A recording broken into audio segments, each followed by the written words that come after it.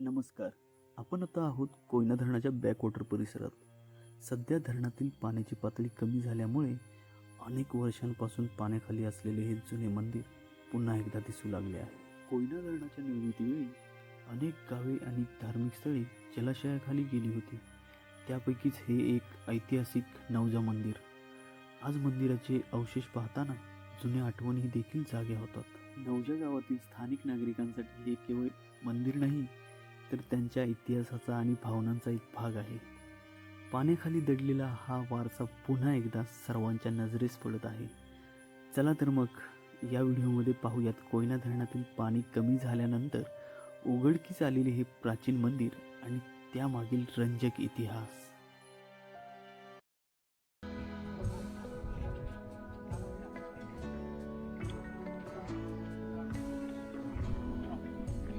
आज खूप इथली आजूबाजू लोक पण येतात. चला ना आपण जाऊया, आता मंदिरात आपल्याला जायचं आहे. चला.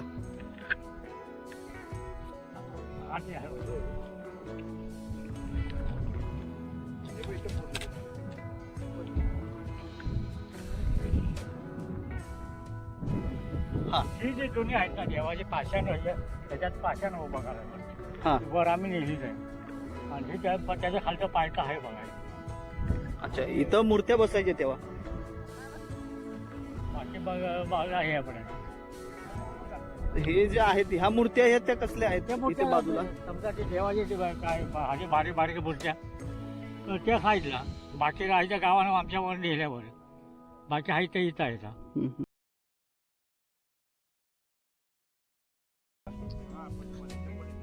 आणि ह्या नवजिंदीच्या बरोबर उजव्या हाताला हे देऊळ आहे. खाली त्याच्याबरोबर जी वस्ती होती, डबकऱ्यांची वस्ती होती. हे जे देऊळ आहे हे डबकऱ्यांच्या वस्तीमध्ये त्यांच्या जमिनीमध्ये हे देऊळ आहे. हे आता डबकरे म्हणजे आडनाव डबकरी वर शहर. अच्छा. पूर्वी कसं ज्या गावात आले त्या गावाचं नाव पडतं ना. बरोबर.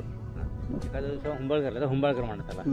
एखादा नवजोकर एखाद्या गावात गेला तर म्हणजे कोणाचा नवजोकर आहे. नवजोकर मध्ये कोण आहे तर सगळं शहरालाच आहे. बरोबर. हुंबळकरला सगळं चाळकीच आहे. अशी एक लोकांची भावना होती. तर हे जे देऊळ आहे ते जवळजवळ या ठिकाणी पूर्वी म्हणजे असं ऐकत आहे. नंतर इथं पूर्ण हे गंधाचं अरण्यच आहे. पूर्वी होतं जंगल वस्ती होती का, तर आता तुम्हाला जंगल वस्ती दिसते त्यावेळेस तेवढीच होती. फक्त आता हे विकसित झाल्यामुळं जंगलं गेली तर मग ते झालं डेव्हलपमेंट झालं इथं. पण पूर्वी त्यांचा बाजार हा संपूर्ण ह्या गावाचा जो पलीकडच्या गावात त्याचा पूर्ण बाजार शेळवाक हाच बाजार किंवा जो जावळी खोऱ्याचा जो पश्चिम भाग आहे तो जावळी खोऱ्याचा बाजार पूर्णपणे शेळवाकच होता. जेव्हा छत्रपती शिवाजी महाराज जेव्हा टिहाळणी करायची असत तेव्हा टिहाळणीसाठी त्यांना हेळवाकलाच यावं लागत होतं, कारण दुसरा पर्याय नव्हता. कारण बाजार आठवड्याचा भरायचा तर हेळवाकलाच भरायचा. त्यामुळे कोण आलंय कोण नाही याची संपूर्ण टिहाळणी व्हायची. आणि जाण्याचा मार्ग मग गडाला जाण्याचा मार्ग हा इथं घोडवण्याच्या पश्चिमेला जो आहे घोडवण्याच्या पाण्यावरून टिहाळणी करायला जायला मार्ग आहे. तिथं ते जात होते. ते म्हणजे तो आपला जंगली जयगड आहे तो. हा तोच टिहाळणीचा गड.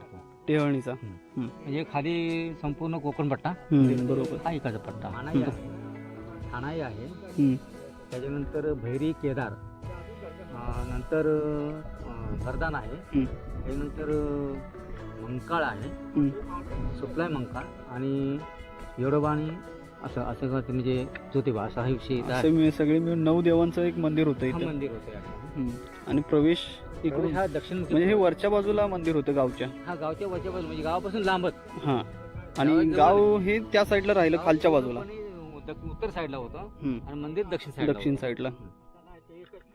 आणि ह्या देवळाचे मुख्य म्हणजे प्रवेशद्वार हे दक्षिणमुखीच आहे. दक्षिणेश्वरी केदारस्व आहे तो दक्षिणमुखीच आहे. वरदान पूर्वमुखी आहे. बाकी संपूर्ण देवस्थान. आणि तेव्हा जर हे लोक बाजारला म्हणताय तुम्ही हेळवाकला जायचे, ते कशाने जायचे? चालत जायचे इथून चालत. अच्छा.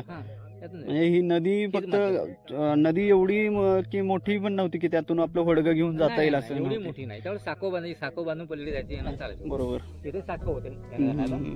आणि म्हणजे पूर्वी इकडची माणसं इकडे यायची म्हणजे काहीतरी पर्याय साधन असलं पाहिजे. हा, त्याला साखो होते. साखवून यायचे. काय ह्याचा जो 7 आहे 102 का 103 नंबर असा 7 आहे. त्याच्या या मंदिराचं म्हणजे वर्ण जे आहे ते 7 खणी मंदिर म्हणून लिहिलेलं आहे. 7 खणी मंदिर म्हणजे खण पूर्वी 6 फुटाचा किंवा 5 फुटाचा खण असे कदाचित. अच्छा, तेव्हा खणावर मोजत असतील म्हणून ते 7 खणी मंदिर असं म्हणतात. आणि त्या महिला त्या 7 ते मानादेवी देवस्थान त्याची जागा आणि हे मंदिर असं उल्लेख आहे. हे काढून तेव्हा वाहतुकीचं साहित्य हे म्हणजे साधन म्हणजे बैलगाडी नाही, बैलगाडी आमच्या गावात होते. फक्त बैलगाडी होती. बैलगाडी होते. आता 55-56 मग हप्त्यांवर ते सुरू झाले, पण त्याच्या तत्पूर्वी बैलगाडी बैलगाडीची आणि होती. पायी. तेव्हा पुनर्वसन जेव्हा झालं तुमचं तेव्हा काही त्रास झाले असतील खूपच. पुनर्वसन म्हणजे काय, सगळी गैरसोय जेवढे गाव म्हणजे पुनर्वसन झालं त्यांची जशी गैरसोय झाली तशी आमची गैरसोय झाली. फक्त एक लोकांना रोजगार मिळाला एक 10-1 वर्ष, बरोबर. 10 रोजगार भेटला एवढंच ते एवढंच बेनिफिशियल म्हणजे फायदेशीर तेवढंच मला मॅटर होतं, बाकी काही नाही. ते शिरगावला जायचं, मच्छी घ्यायची, मिठी घ्यायचं आणि वरती यायचं. होय का? तेव्हा पण लोक मुंबईला होती. मुंबईला होते, पण त्याने काय वर्षाचा मसाला, मिरची आणि कपडे एवढंच द्यायचं पाठवून तिकडे. भरपूर म्हणजे वर्षाला लागणारे कपडे, एक जोड असेल किंवा 2 जोड असेल, पण त्या ऐपतीप्रमाणे. आणि ते जो गरम मसाला हे ते आणून द्यायचं. मीठ घेतं, मीठ आणि मासे खाणं आणायचे. आणि बाकी सगळं इथे पीक होतं, म्हणजे इथं जमीन सुपीक असल्यामुळे सर्व प्रकारची पिकं घ्यायची. इथंही सर्व प्रकार. बरोबर. म्हणजे तेव्हा शेती चांगल्या प्रकारे इथं व्हायची. ऊस सुद्धा करायचे. ऊसाची शेती भुईमुग आणि पाण्याचे स्रोत असल्यामुळे 12 शेती होती. फक्त वरकर शेती फक्त पावसाळ्याची आणि खालीची शेती 12 शेती. नदीच्या पात्राला लागून जेवढी शेती 12 शेती. आणि मोठ्यानं पाणी काढायचं, वर न्यायचं खाली. होय का? मग असले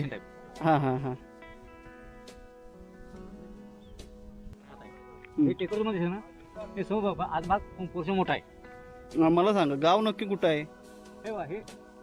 हे मकीन पडे, हे मकीन दिसते तुम्हाला. हा तुम्हाला फणस दिसतोय. हा फणस. अच्छा, हे फणसाचं झाड आहे. हा फणसाचं झाड आहे खाली. समोर पडते बघा, असं वेळाकडून तसं फणसच आहे. इथून इथपर्यंत आत अशी वस्ती होती. हा पट्टा पूर्णपणे हे तुम्हाला हे असं हे म्हणजे रोड काढलेला. वरच्या बाजूला रोड आहे. ह्या टेकालच्या बरोबर मागच्या बॅक साईडला पूर्ण जागा मोठी जागा आहे. आता पण ती बघायला मिळणार म्हणजे. तर पाटाळी दगड आहे, ते म्हातारे दगड होतो. अरे म्हणलं सोडा, म्हणलं आम्ही नेले घराकडे सगळं.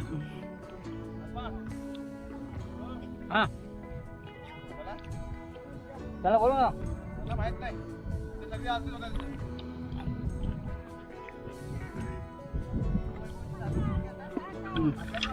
खरंच खूप चांगली माहिती दिली तुम्ही. आणि अगदी म्हणजे तुम्हाला देवानच पाठवलं. आम्हाला ऍक्च्युली काही माहिती नव्हती इथली. आणि म्हणलं आता कोण आलं तर बरं होईल, असंच जरा म्हणलं. नाहीतर ठोकळ वगैरे माहिती अशी देण्यात काय अर्थ नाही. आणि नशीब आमचं एवढं चांगलं की तुम्ही आलं तिथं. माहिती आहे चांगली आहे, फक्त आपण त्याचा वापर कसा करू. आता हे स्वतः याच्या खालच्या नदी म्हणजे 10 ते 20 फूट खाली खोलत. अच्छा, इथून 10 फूट खाली गेलं की जमीन लागणार आणि घराचे वगैरे अवशेष दिसणार. अवशेष म्हणजे त्याची घाटाने उसळी घरटाना दिसणार. आता जसं हे समोर काही घरटाना दिसायला लागले तसंच आहे. इव्हन चुलीची राख पण तशी आहे. होय का? चुलीची राख आहे ना विस्तवाची, तशी आहे. काय ते वाहून गेलं खाली, पाणी वरून खाली उतरत जात नाही, वाहून जात नाही. बरोबर. त्यामुळे जसं तसं आहे. त्यावेळी त्याने शेवटचं भोजन केलं असं, शेवटचं जेवण चूल पेटवली असं. बरोबर. त्यावेळी राखली जशी तशी आहे. आज 60 वर्ष जशी तशी आहे. आणि पूर्वीच्या चुली होत्या ह्या 3 दगडाचे, आंब्याचे दगड असे उंच. या आधी एवढं पाणी कधी खाली गेलंय का? 2000 साली नंतर किंवा आपलं आधी पाणी 2014 गेलं होतं. 14 ह्याच्यापेक्षा खाली गेलं होतं नाही एवढं. 2 जुलै 1914. बरोबर. आता माझी तारीख आहे त्याची. जेव्हा पाणी उतरतं तेव्हा येतो आम्ही. मंदिर तर 100% नाही. मंदिर तर 100% नाही. हे वाहन काय दाखवलंय? अच्छा, तुम्ही बरोबर. हे वाहन हे असं आहे म्हणजे गणपती बाप्पा नाहीये. 100% नाही. मूर्तीच आहे कुठेतरी देवतेची. फक्त एकच विषय आहे की तो भाग पूर्ण फुटून गेल्यामुळे आपल्याला लक्षात येणार निश्चित आहे.